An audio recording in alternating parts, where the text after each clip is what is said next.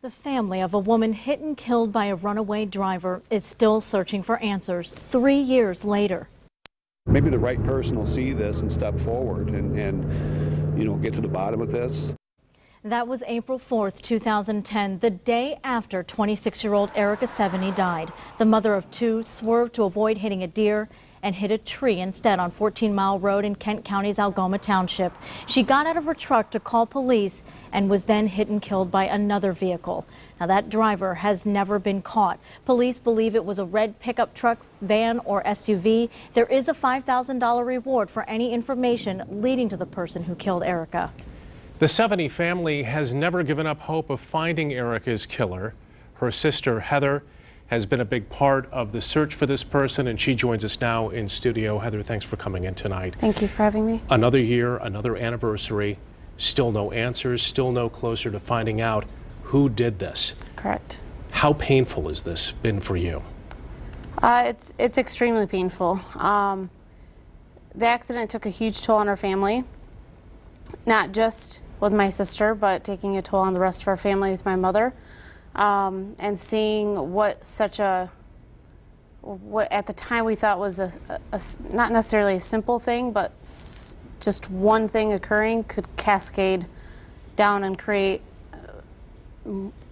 more difficult tasks for us. This has ripped apart your family. You mentioned your mom. She passed away in November. Yes. And I'm sorry to hear that, but you feel she never quite recovered after the loss of Erica. No. She was healthy before that. She had some health issues. After Erica died, it continuously got worse. Very depressed, very stressed. With all that, her body took a huge toll and it wasn't able to bounce back. Your sister's kids, how are they doing? How are they getting by these days? They seem to be doing okay. The oldest one obviously remembers Emily.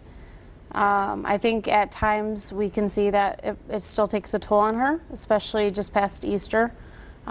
She seemed to be a little bit more quiet and reserved compared to her normal self. The youngest one, Madison, got to be used to my mom as a mother too, so not only has she lost her real mom, but she's now lost my mom as well. So, but she does an amazing job with it.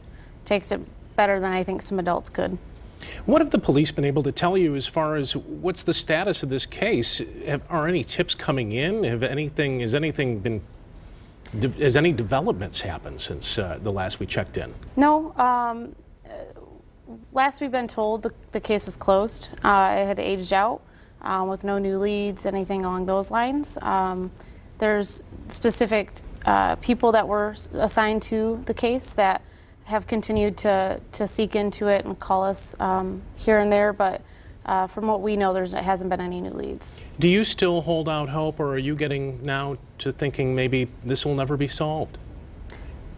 I still want to have hope, but there's still part of me that feels that it'll never be solved unless the person comes forward or people that they may have told come forward with the information. But as far as it just happening, I don't really foresee that happening. Somebody knows something, though. I would imagine, yes. Heather Sevigny, thanks for coming in. Thank you for having me.